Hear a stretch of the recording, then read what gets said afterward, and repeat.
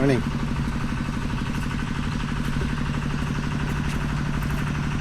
Bukas ke, pwede na to? Bukas? Bukas na po yan, pwede. Pwede na bukas to, oh. Para wala tayong pitas bukas eh. Basa na tong unahan, di pa? Yari na po yan. Oo. Ayos na. Ito na, 4 na kilo na natira na ito. Ito na lang, oh. Pwede na nga. Nung bukas. Palagay ko, kukulangan yung 3 kilo mong ano dito. O dalangan mo na lang. Tigalawa lang. Dalawa po. Oo, tigalawa lang itanim mo.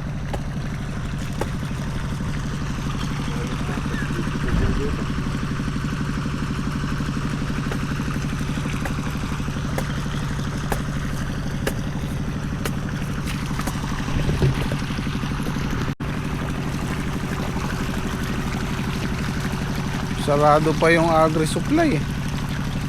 Maaga po pa. Saka si Aga, sarado pa. Bibili sana ako ng organic yung pantakip namin sa buto. Tapos bibili sana ako ng grass planer, herbicide, para yung mga gilid-gilid namin na yan eh malinis. Dalawang cobra na yung nakita namin dito. May mahogan.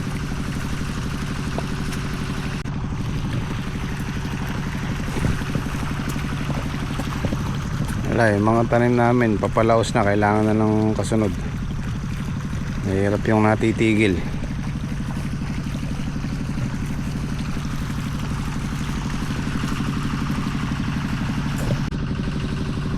Para sa mga nagtatanong nga po pala ng sukat ng balag namin, 6 feet ang taas. Tapos yung pagitan namin nasa 8 feet or 9 feet. Yan, 6 by 8 feet.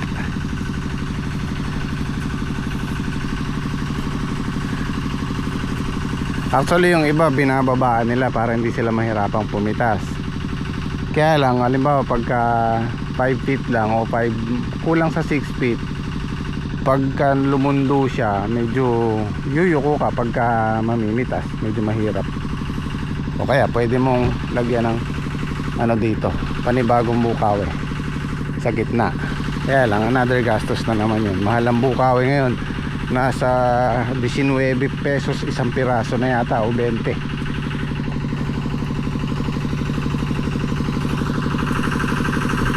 Kasi itong bukawi na to, pag itinusok namin sa lupa yan at nagka-load sa taas, bumabaon pa po yan. Bumababa pa siya ng mga gano, mga 2 inches.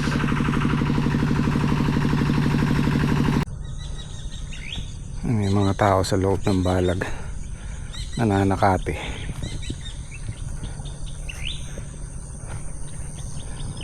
Ayan o.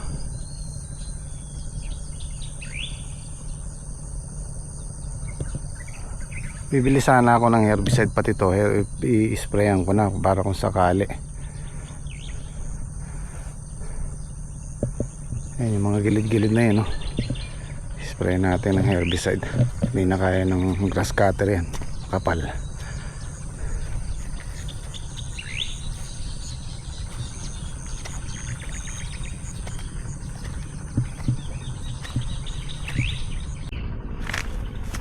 Maraming tusok yung ampalaya ng James Cod, oh.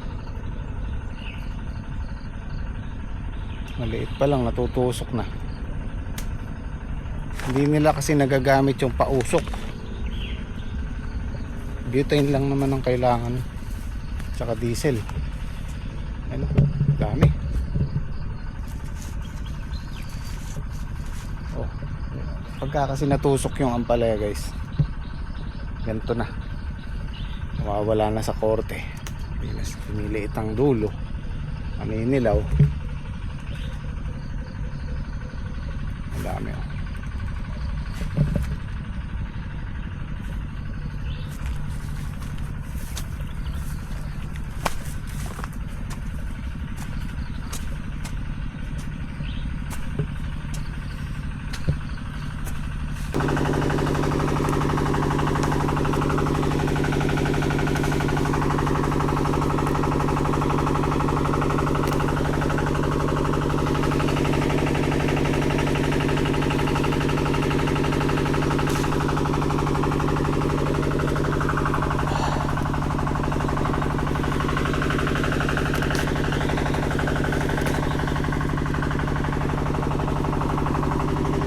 daming bunga oh. Ang daming bunga kahit mura yan. May pagbibilan pa rin.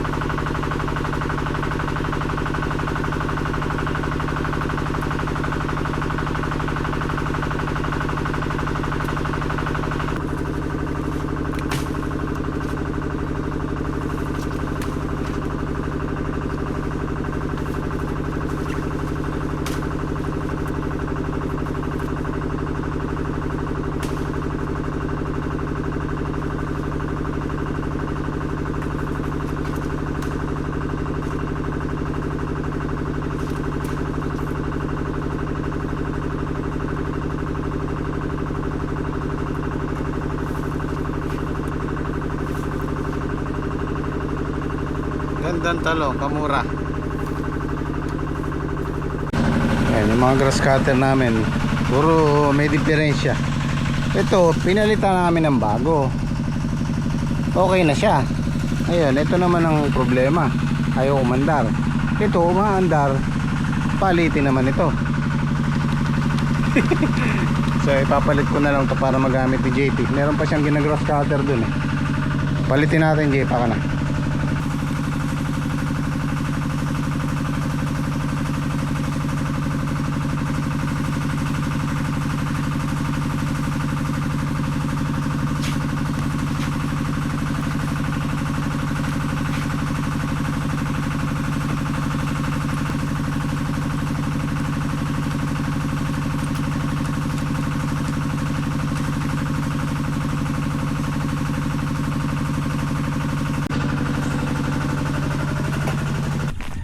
Hindi obra guys, hindi magkasukat, kailangan i-confine.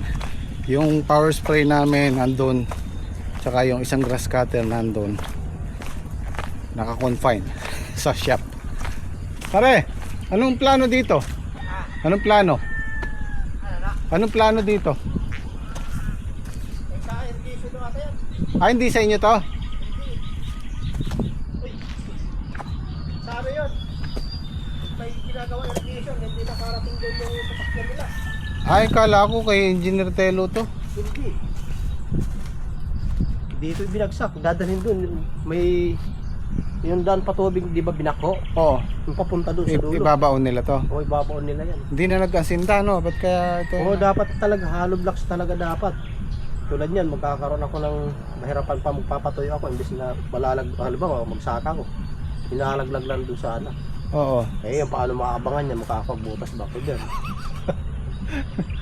Kung may ano sana, kung mayroong tawag dito, dapat magkaroon sila ng mga manhole. Oo, mga dugtungan. Oo. Para- May butas sa taas, ano? Oo, doon na lang ako mag-aabang ng ano. Meron siguro pare, yung maglalagay sila ng T, parang T, kabilaan. Parang gano'n, no? Sana mayroon. Akala ko kay Engineer Telo to, papabaon niya rito. Hindi. Oo, kasi umano sila dito kahapon, tumingin sila dito kahapon. Tinitingnan nila. Hindi daw sila makadiretso doon. Nagpaalam sa akin si Bonso, yung pangulo ng irrigation. Aniya.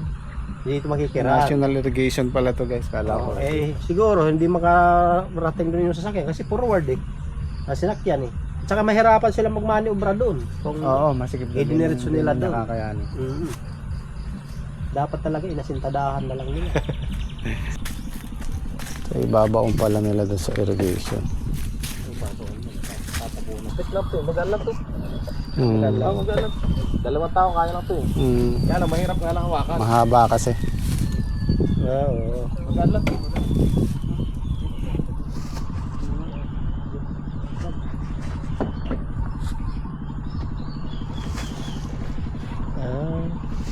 Ginhawa. Oo, gugulong.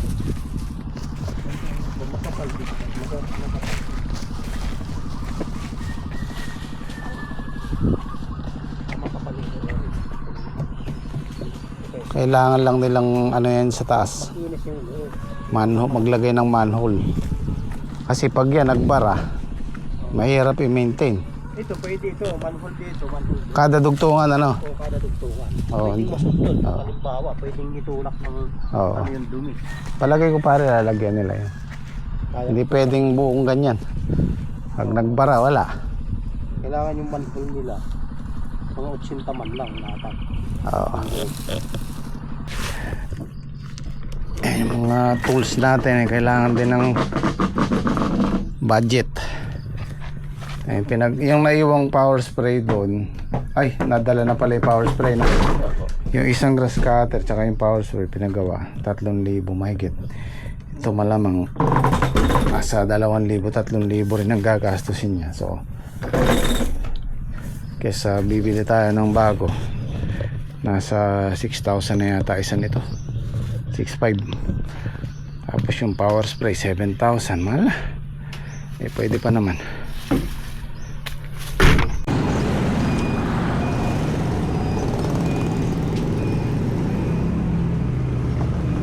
Ay.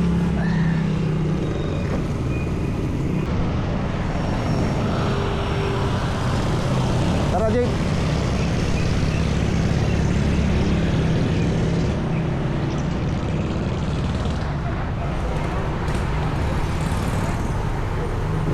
Boss, good morning. Yeah. Sira lahat. Paano nangyari? Isa yan. Okay na.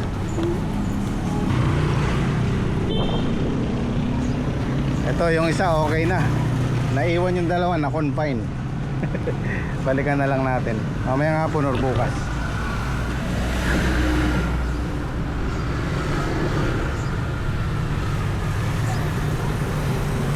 Okay.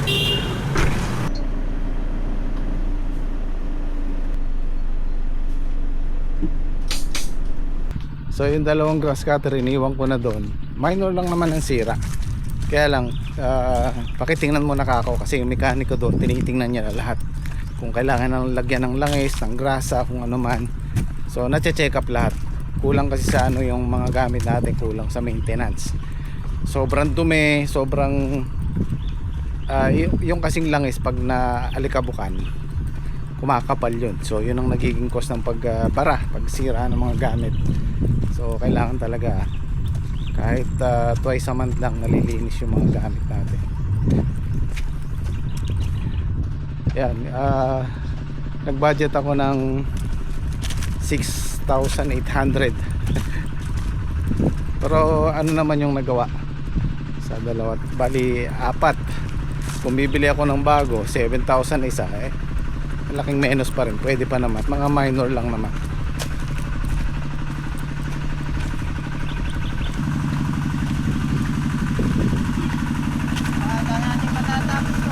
Tapos na. Atras nyo atras no. Kahit lang, medyo makapal pa.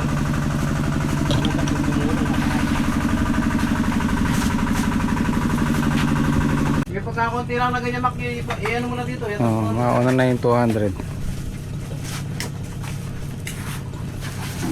Kaya naman siguro yung 30.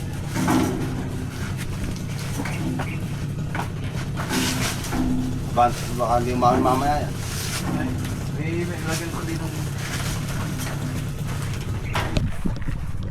Kailangan nating i-smoothing to. Bago yung block nito Ang nangyari kasi dito, nakabili kami ng local na tuti. Kaya ingat-ingat sa pagbili ng tuti. Kailangan may tatak ng Petro kaya Shell. I-smoothing natin mga ilang oras.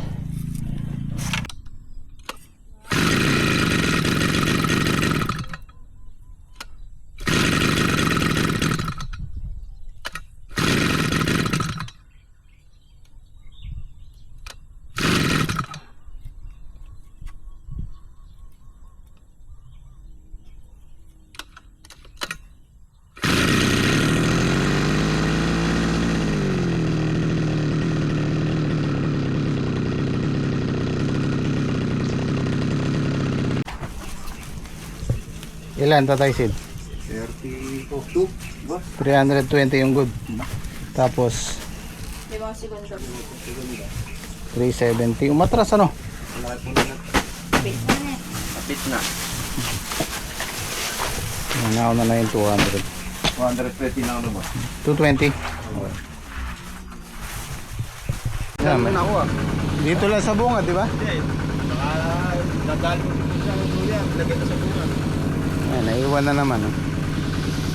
Sakto na makaalit naman ako.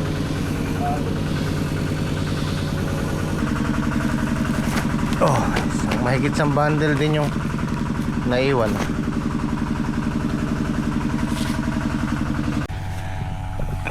Ganyan gagawin natin kay Daki. Kasi sa ngayon bagsak ang presyo niya. So pupruning na namin. Aalisin na namin yung mga nakahiga na yan. Tsaka natin patatabaan. Sprayan natin ng fungicide. Tapos itatali. Ito malinis na rin. Marami pa naman bunga yan. Yung natirang taas na yan. Yan yung mga maliliit na yan.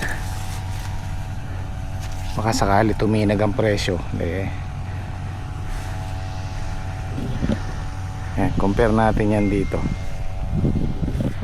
Sarado na. Ito pa di ba? Alisin na natin yung mga nakahiga na yan. Mahirap trabahuin. Papatali ko na lang kay Daki dyan sa alambre sa taas. Hindi na kasi pwede dito sa mga bukawin na to. Nababali na, marupok na. At itong sa gym squad, ito malinis na. Nagamit na yung isang grass cutter.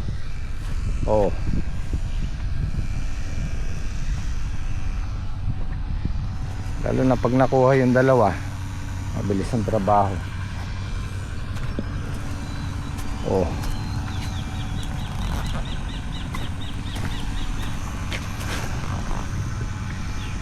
Gandang tingnan pagka nakaayos yung talong.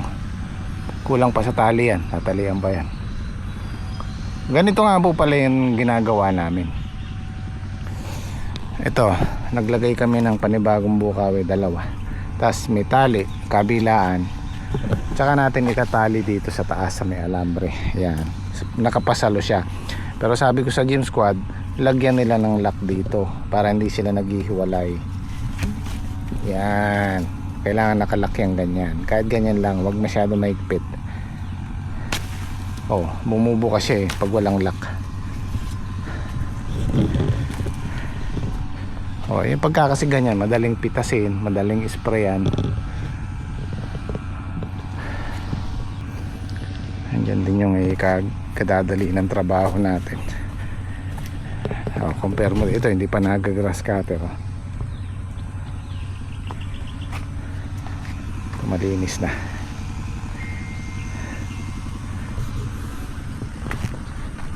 Kikiosyoso lang ako dito sa ginagawa nila.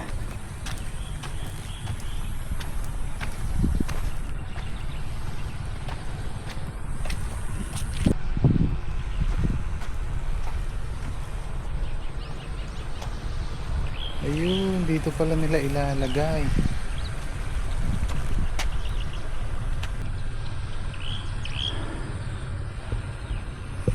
Mula dito po hanggang doon sa may sagingan na yun, 2 hektarya po yan.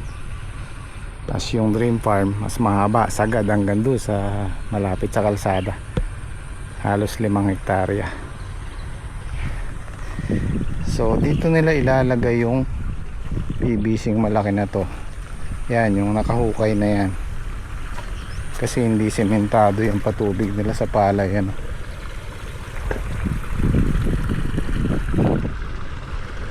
Yan, dati yung irrigation dito sa may ilog, malalaking makina, napasyalan na namin yun, na-vlog ko na yun 5 malalaking makina, ngayon nag-solar na sila. So dito nila ilalagay. Ito yung sinasabi ni Parin pa din na may hirapan siyang magbabawas ng tubig o kukuha ng tubig, pero meron namang paraan siguro yan. Sigurado alam ng gagawa yan. Pero yung haba na yun, lalagyan, no? 2, 4, 5 pala yung nahakot nila. Yung 5 hanggang dyan lang sa bungad.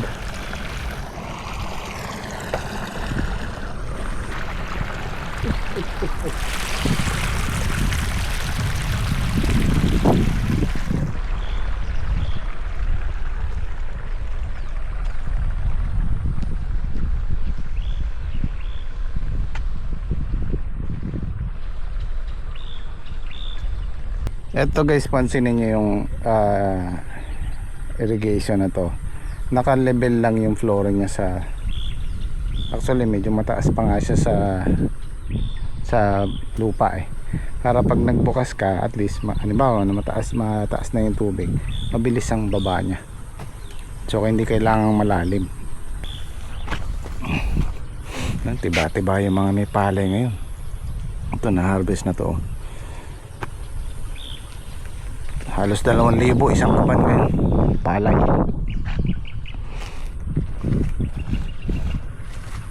Nga pala guys, binabati ko po ulit ng happy 50th birthday po si Ruth Ann Reynon.